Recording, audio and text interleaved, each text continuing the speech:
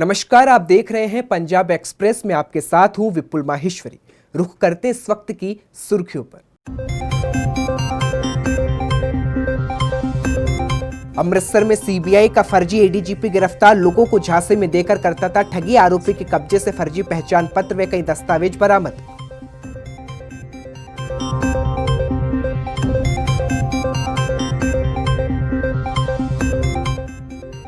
हरियाणा के सिरसा में 70 गांवों के किसानों का प्रदर्शन, राइस छूट पॉलिसी को आसान बनाने की मांग के साथ फीस वापसी की मांग, सौंपा ज्ञापन।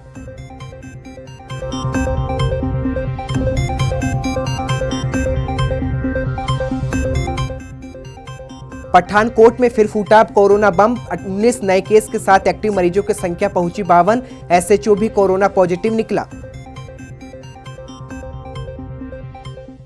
बढ़ते हैं खबरों की ओर। खबर पंजाब के फाजिल्का से है, जहां सुविधा केंद्रों पर लोगों को सुविधा नहीं मिल पा रही है। ऐसे में सवाल उठता है कि आखिर सुविधा केंद्र पर सुविधा नहीं तो लोग कहां जाएंगे। लॉकडाउन के बाद दोबारा खुलने के बाद भी लोगों को कोई सुविधा नहीं मिल पा रही।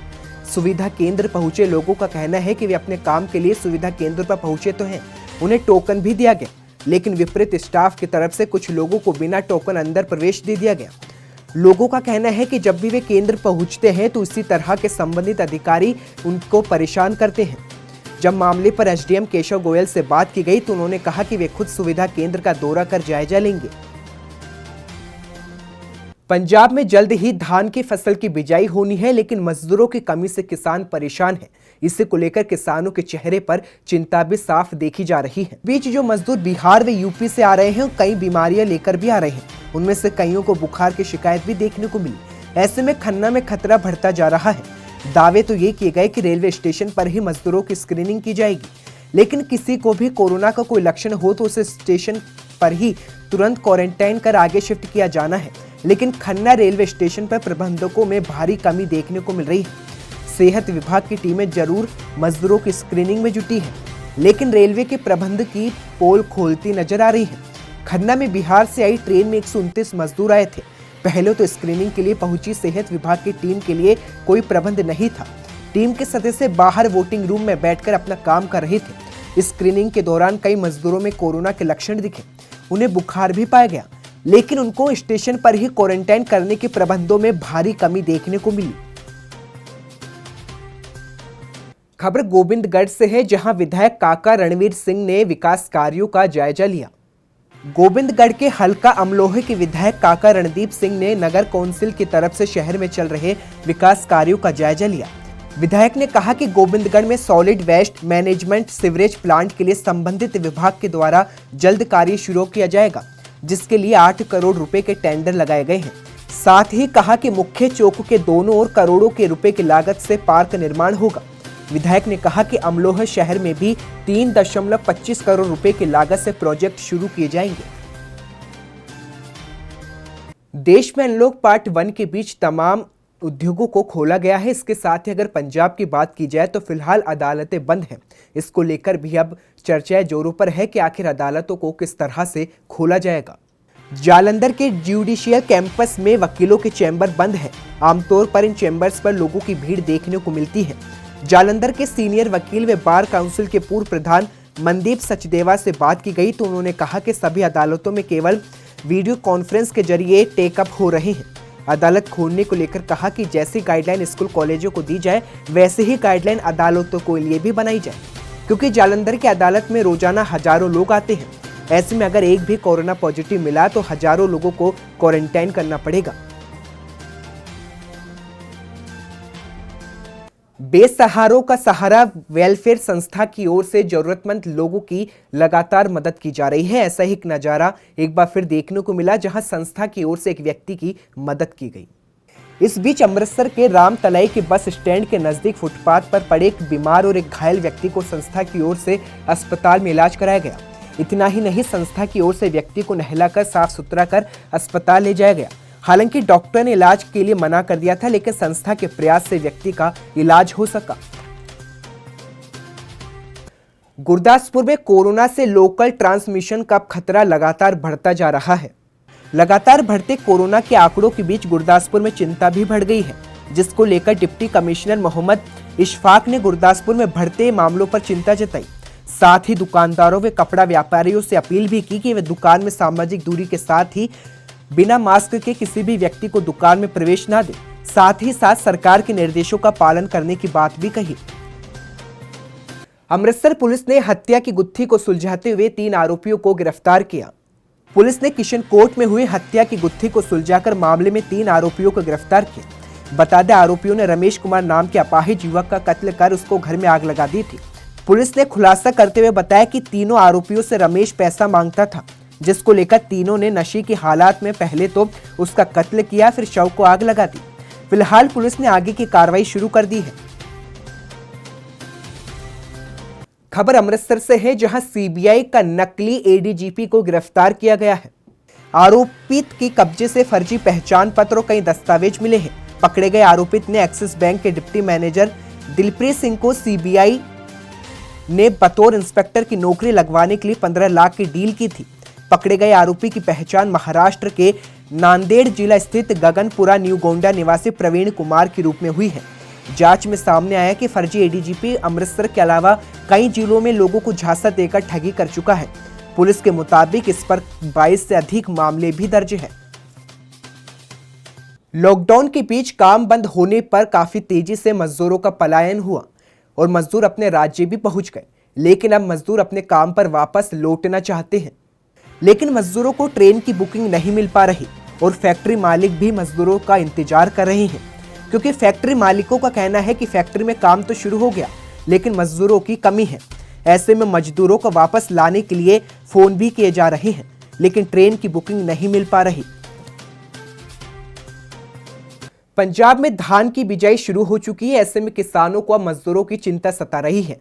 इसी के लिए किसानों के द्वारा प्राइवेट बसें भेजकर मजदूरों को वापस बुलाया गया है। जहां एक और लॉकडाउन के बीच भारी संख्या में पंजाब में पलायन हुआ, लेकिन वहीं अनलॉक में फैक्ट्री खुलने के बाद अब मजदूर काम पर वापस लौटना चाहते हैं।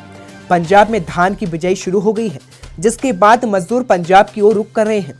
जालंधर के रगड़कला के किसान और जमहूरी किसान सभा के प्रधान ने कुलवंत सिंह ने कहा कि मजदूर वापस लाने के लिए इंतजाम किए जाए।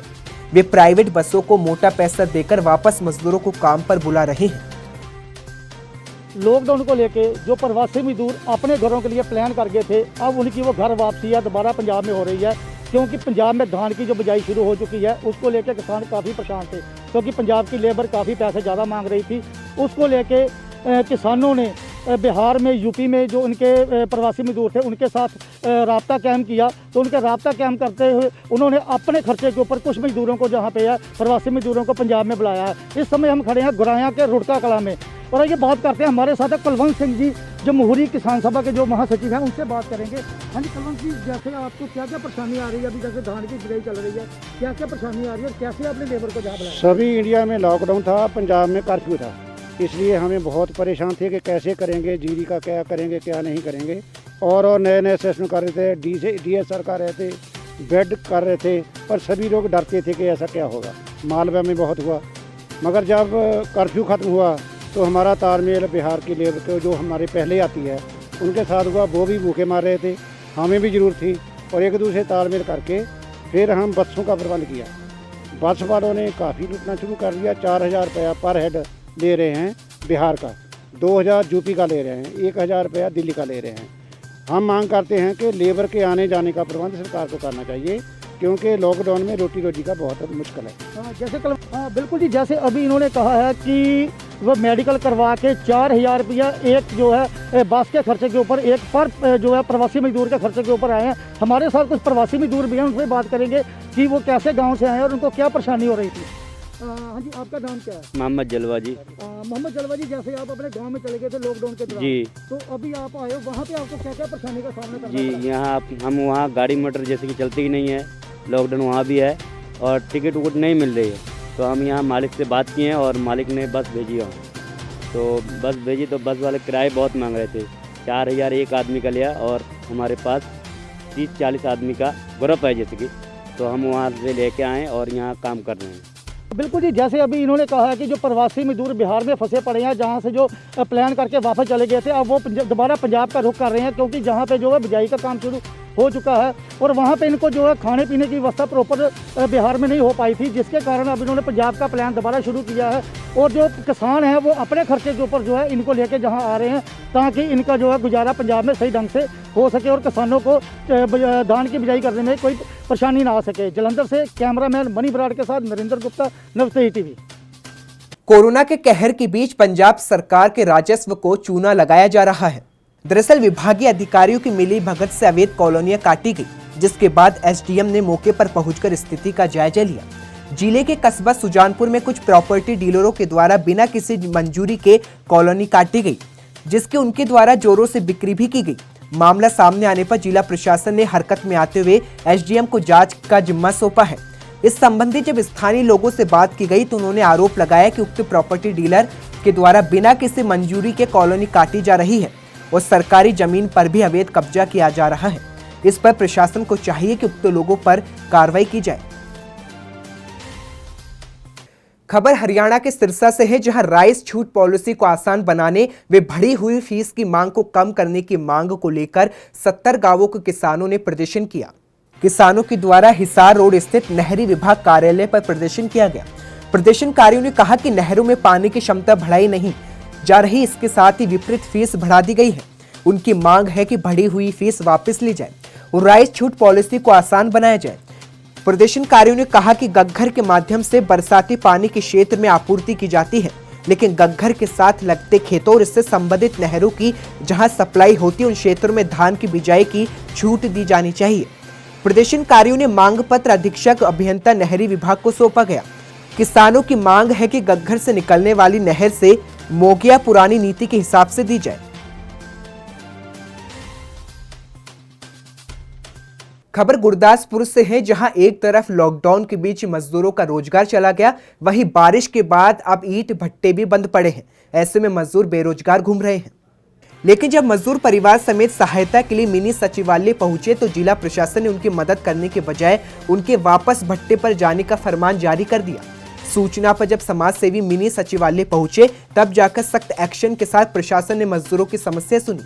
समाज सेवी संस्थाओं की ओर से मौके पर पहुंचकर मजदूरों के लिए लंगर का प्रबंध किया गया और घर वापसी नहीं होने तक संस्था ऐसे ही मजदूरों के लिए प्रबंध करती रहेगी।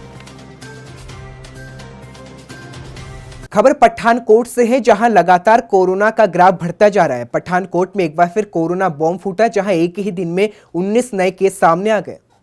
इसके साथ ही मरीजों की संख्या 52 के करीब पहुंच गई। इसके साथ ही कोरोना आंकड़ा 113 तक पहुंच गया। हालांकि इनमें से ठीक हुए मरीजों की गिनती 57 है। पंजाब पुलिस का एसएचओ भी कोरोना पॉजिटिव पाया गया है। पठानकोट सेहत विभाग इन सभी 19 नए मामलों की कॉन्टैक्ट डिटेल खंगालने में जुटा है। जो एसएचओ कोरोना पॉजिटिव पाया गया है वो पठानकोट सिटी में डिवीजन नंबर 1 में एसएचओ पर तैनात है।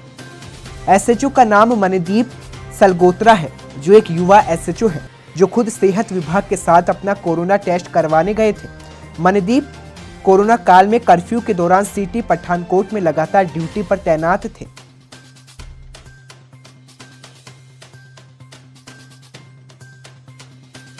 खबर खन्ना से है, जहां फीड फैक्ट्री में प्रयोग होती डीओसी गोदाम में भीषण आग लग गई और देखते ही देखते आग पूरे गोदाम में फैल गई। गोदाम मालिक की सूचना पर पहुंची दमकल ने तुरंत मौके पर पहुंचकर आग बुझाने का काम किया, लेकिन आग पर काबू नहीं पाया जा सका, जिसके बाद दीवार तोड़कर आग को काबू करने का प्रयास किया गया।